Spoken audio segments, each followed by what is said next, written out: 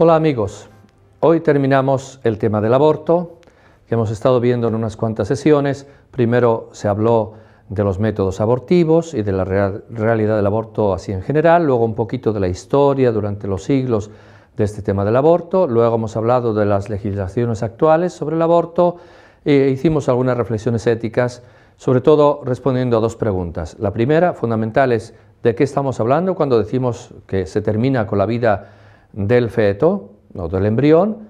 Si el feto o el embrión son solo una cosa, unas células, un cuerpecito, pero no es todavía un ser humano, entonces no hay gran problema. Pero es que no es así. Como la ciencia nos muestra, desde el momento de la concepción estamos ante un ser humano, un organismo vivo de la especie humana, uno de nosotros. Y por lo tanto también una persona humana, por más que en algunas leyes no se le reconozca el estatuto de persona.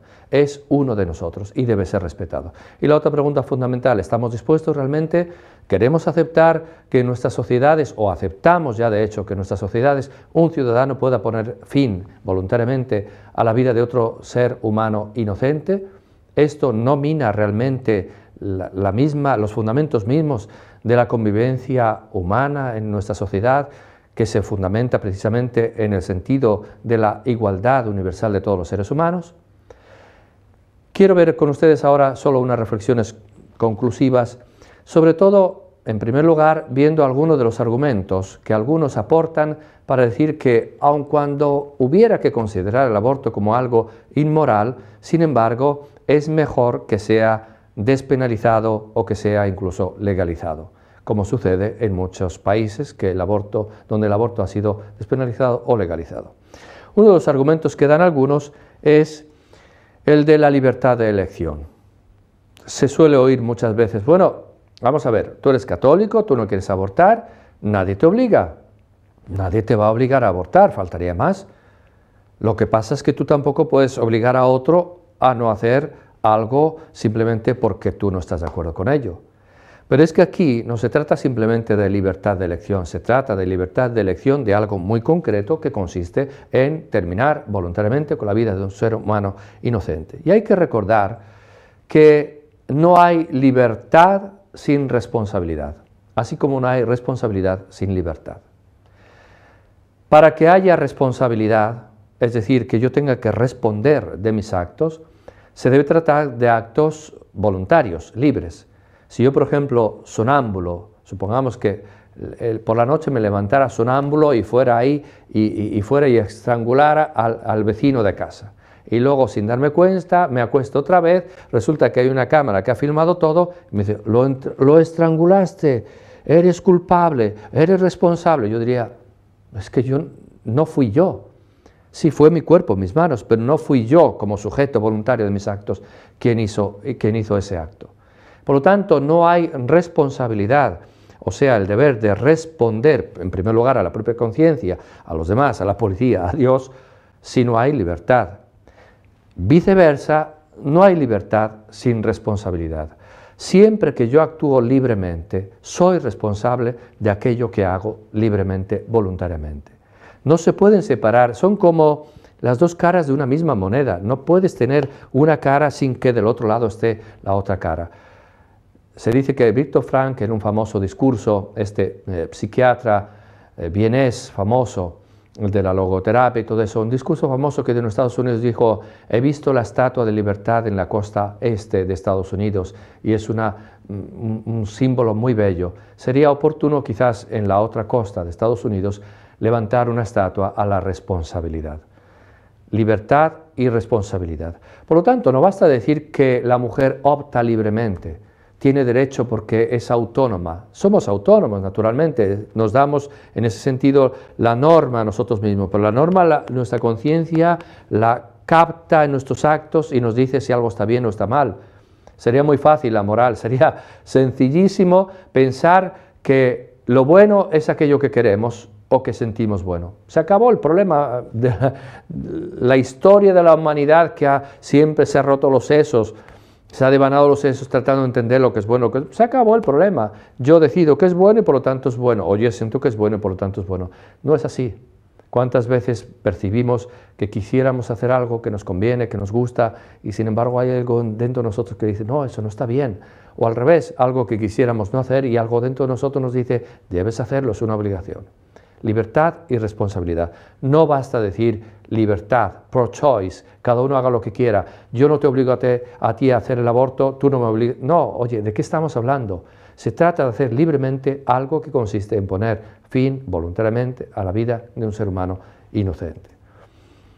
Libertad, por lo tanto, aunada al respeto de los demás.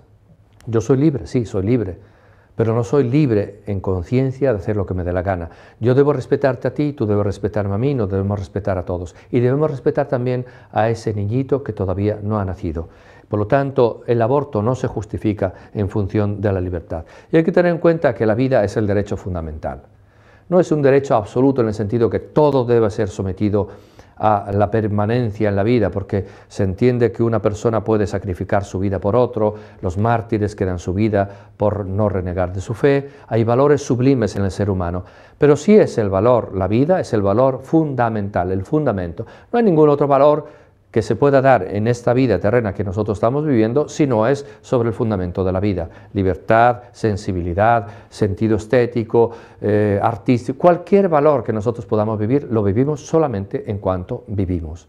Si alguien nos quita la vida, nos quita también la posibilidad de realizar todos esos valores. Por lo tanto, la libertad sí, pero la libertad con responsabilidad y siempre en el respeto, por lo menos como valor fundamental de todos los demás de la vida. Otro tipo de argumentación que a veces se da es que gracias a la legalización o despenalización del aborto se logra combatir el aborto clandestino, el aborto ilegal. Claro, lógicamente el aborto es ilegal hasta que se legalice. Si legalizamos el aborto, lógicamente desaparece, o mejor, creemos que desaparece el aborto clandestino. Ahora vamos a ver por qué no. Pero es que también este mecanismo es muy ilógico.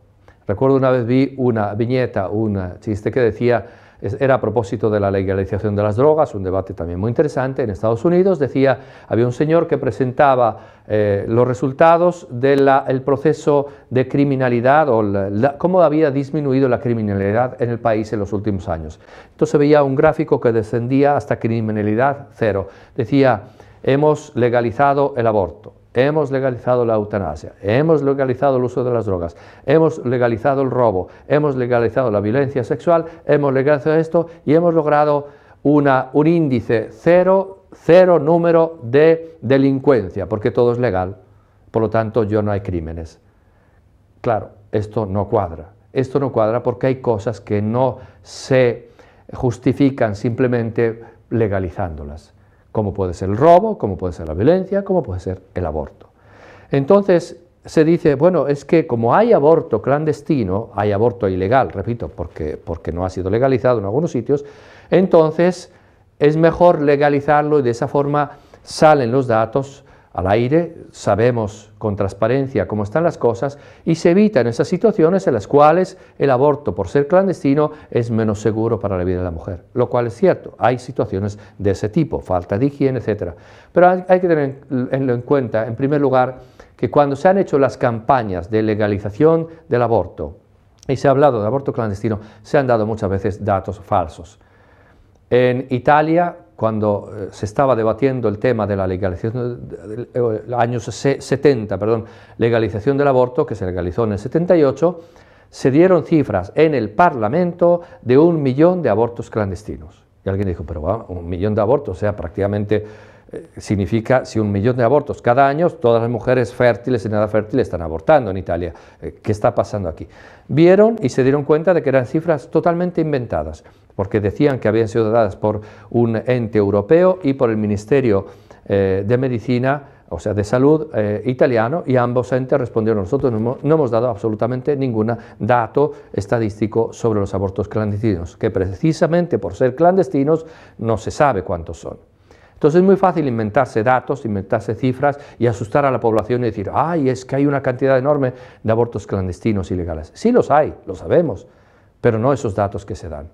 Es muy interesante ver cómo una persona como Bernard Nathanson, que era llamado The King of Abortion, el rey de los abortos, que fue uno de los que llevaron adelante el proceso para que se legalizara el aborto en Estados Unidos. Luego cambió, se convirtió y contó, y lo ha escrito, cómo ellos se inventaban las cifras sobre, por ejemplo, aborto clandestino, como también el número de mujeres que morían por culpa del aborto clandestino. Dice, nosotros nos juntábamos, nos sentábamos, nos poníamos en la mesa y decíamos, oye, pero es que si decimos esta cantidad, esto no va a asustar suficientemente. Y entonces multiplicábamos por 10.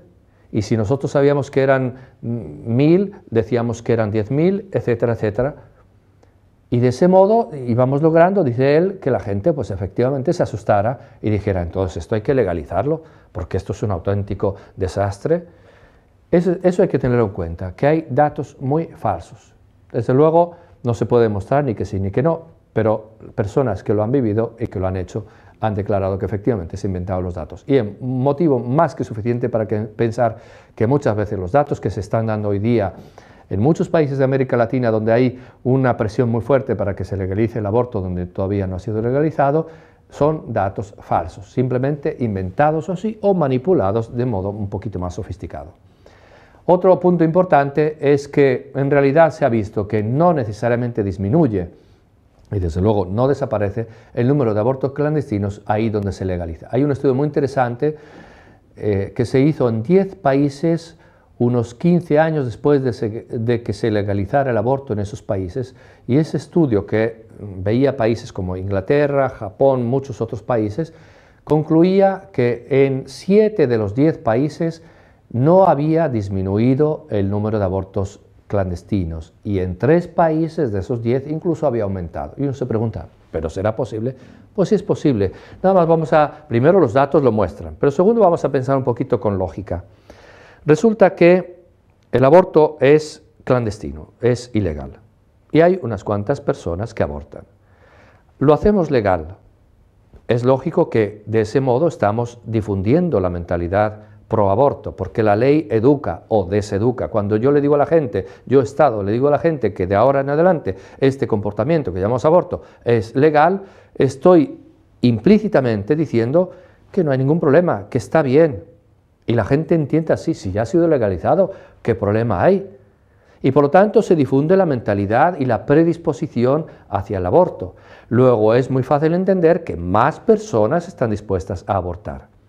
Y como hay más personas que están dispuestas a abortar, no solo se dan más abortos legales, sino que también puede aumentar el número de abortos ilegales. ¿Por qué? Pues porque hay personas que no quieren someterse al proceso que la determinada ley de determinado país establece para hacer el aborto. A lo mejor tiene miedo de que si va al hospital se pueda saber, a lo mejor su esposo, que no lo sabe, que ha quedado embarazada, quién sabe cómo, bueno, ella lo sabe, y entonces tiene miedo de que el esposo sepa todo esto, o los padres sepan todo esto, y entonces a lo mejor recurren a aborto clandestino. Personas que a lo mejor piensan que si van al médico o al consultorio, como en Alemania, donde tienen que ir a un consultorio para poder abortar, a lo mejor les dicen que no tienen las condiciones, no se cumplen las condiciones para poder abortar, que les nieguen el permiso, etcétera, etcétera. El hecho es que, de hecho, si siguen dando abortos clandestinos, en algunos sitios se calcula que son incluso más de los que había antes. Estamos hablando de cifras que no podemos conocer precisamente porque se trata de abortos clandestinos. Pero decir que legalizando el aborto desaparecen de verdad todos los abortos clandestinos es simplemente falso. Y lo digo así con todas las palabras, falso, con las 2 sílabas. En Italia, por ejemplo, donde cada año por ley el Estado tiene que sacar un reporte, hace unos años sacó un reporte muy interesante y muy preocupante, en el cual decía que había un 30% de abortos clandestinos, a pesar de los 130.000 más o menos de abortos legales que había habido ese año. No desaparece la plaga del aborto clandestino. Lo que pasa es que ahora tenemos 2 plagas, el aborto clandestino y el aborto legal, que también es una auténtica plaga, porque al fin y al cabo, aunque sea legal y quizás en condiciones de mayor higiene para la mujer, etcétera, sin embargo, se trata al fin y al cabo de lo mismo, o sea, terminar voluntariamente con la vida de esos pobres seres humanos inocentes que no tienen la culpa de nada. Y teniendo en cuenta esto, precisamente tenemos que decir de modo muy sencillo, pero muy firme, no se puede aprobar, no se debe aprobar un comportamiento como es el homicidio, que de eso se trata cuando hablamos de aborto, y también ahí lo digo con todas las sílabas, homicidio, eso es terminar voluntariamente con la vida de un ser humano inocente, simplemente porque es clandestino, para que deje de ser clandestino. Si no, caemos un poquito en lo que decía el chiste este, legalizamos todo y al final no hay ninguna violencia de la ley, ninguna crimen, porque ya nada es crimen, pero los crímenes se siguen dando, aunque ya sean legales. Y hay otro tipo de reflexión que a veces se plantea, que es este, bueno, invocamos al mal menor. Hay situaciones en las cuales pues desgraciadamente las personas van a abortar, entonces mejor que lo legalicemos y de ese modo evitamos el mal mayor. Esto es una reflexión que se hace a veces en el ámbito técnico, por así decir, entre moralistas, bioeticistas, incluso a veces teólogos. Bueno, es que es un mal menor si es un aborto legalizado. En realidad hay que decir lo siguiente, el mal menor, el principio del mal menor, que es un principio muy sabio y muy importante, no establece que ante dos males morales, uno mayor y otro menor, yo tengo derecho a escoger, puedo en conciencia escoger el mal moral menor. Si es mal moral, un mal intrínseco, no debo nunca hacerlo. El principio del mal menor establece que si yo no puedo evitar dos males, o actúo así y se da un mal, no moral, sino un mal, por ejemplo, que mueren muchas personas, o actúo de otro modo para evitar ese mal menor, ese mal mayor, y no puedo evitar que se dé un mal menor, entonces es moralmente correcto, no es un mal menor moral, sino es moralmente correcto para evitar el mal mayor, actuar del otro modo que no puede evitar el mal menor. Pero estamos aquí en otro tipo de consideración. El aborto es un mal moral intrínseco, por lo tanto nunca podemos permitirnos decidir hacerlo libremente, hacer un mal moral intrínseco, aunque sea para evitar otro mal mayor, como puede ser el hecho de que se haga de modo clandestino, etc. Se trata siempre de la supresión voluntaria de un ser humano, inocente, por lo tanto es siempre un mal moral que nunca debe ser aprobado, nunca debe ser realizado. Y hay otro punto también muy importante y muy conflictivo a propósito de la argumentación para legalizar el aborto. Y es que muchos dicen, bueno, es que la ley no debe imponer nada a la propia conciencia. La ley no tiene la función de moralizar, la ley tiene la función de regular. Por lo tanto, lo que decíamos también antes, si tú eres católico o si tú eres lo que sea, budista, y no quieres abortar, nadie te obliga. Pero tú no puedes imponer tu moral, es una frase muy frecuente, a la sociedad. Pero es que aquí no se trata de imponer la moral.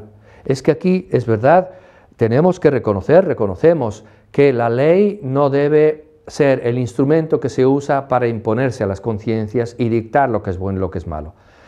La ley, sin embargo, tiene una función muy importante, que es la de establecer una relación armónica entre individuos y grupos. Y precisamente para que haya una relación armónica tiene que procurar por lo menos que no haya abusos, es decir, que un individuo o un grupo no pueda abusar de los más débiles, de los más frágiles, para que haya equidad. Esa es la función de la ley positiva, la ley del Estado, no imponer la moral. Por lo tanto, si se trata de un comportamiento en el que está en juego solo mi moralidad y mi conciencia, el Estado no puede entrar ahí. Por ejemplo, yo pienso que si soy un tipo soberbio, mentiroso, que engaño a los demás, no haciéndoles un daño, sino simplemente para presumir, eso no está bien moralmente. Pero no puedo pretender que venga el Estado y le diga, tú no puedes decir mentira, no debes ser vanidoso, si eres vanidoso te castigo. Porque sería forzar las conciencias. Pero si yo no digo solamente que yo en conciencia quiero ser vanidoso, sino que digo, yo en conciencia puedo robar a otro, yo en conciencia puedo matar a otro, yo en conciencia puedo violar a otro, y eso es mi conciencia, y yo no puedo decir, oye, si tu conciencia no te lo permite, no violentes, no robes, pero es que a mí mi conciencia me lo permite. Ahí el Estado tiene que decir, no, aquí no se trata solo de un problema de conciencia, lo que está en juego no es solo tu vida moral, sino la vida de otro, el bien de otro, y por lo tanto, precisamente para permitir el bien común, favorecer el bien común en la equidad en las relaciones entre las personas, el Estado debe intervenir. Aquí no es que el Estado pueda intervenir, es que el Estado debe intervenir. El Estado tiene esa función con la ley de tratar de evitar que haya abusos de unos sobre los otros. Y aquí estamos hablando de un abuso muy grave, de unas personas que deciden poner fin a la vida de un ser humano inocente. Por lo tanto, aunque es verdad, es verdaderísimo, si se puede decir eso, que el Estado no debe imponer una moral Aquí no estamos hablando solo de una cuestión moral, sino de una cuestión en la cual está en juego el bien, nada menos que el bien fundamental, la vida de seres humanos inocentes. Por lo tanto, la ley no solo puede intervenir, la ley debe intervenir y proteger a los más débiles. Se trata de la vida de seres humanos inocentes y, como decíamos, la primera función de la ley es proteger al inocente. Voy a hacer una reflexión final que me parece oportuna. Se dice, lo decíamos en la primera reflexión sobre el aborto hace unos días, que al fin y al cabo, dado que el aborto ya ha sido legalizado, no pasa nada, ya irá pasando el tiempo y nos iremos acostumbrando. No es así. Yo estoy convencido de que no es así. Y creo que nos puede ayudar a reflexionar un episodio en la historia no muy lejana en Estados Unidos. En Estados Unidos, como ustedes saben, era legal la esclavitud hasta hace no mucho, como en otros muchos países también. Y había todo un debate sobre la esclavitud. Y es muy interesante ver cómo por ahí de 1860, cuando había una campaña para el Congreso americano entre los dos partidos predominantes, hubo 7 debates, 7 famosísimos debates entre Douglas y Abraham Lincoln. Uno representaba un partido y otro al otro partido. Los 7 debates, que hoy día son estudiados por los jóvenes americanos como ejemplos de oratoria, por lo importantes que fueron esos discursos, en los 7 debates el centro mismo del debate, ¿cuál era? Precisamente el tema de la esclavitud.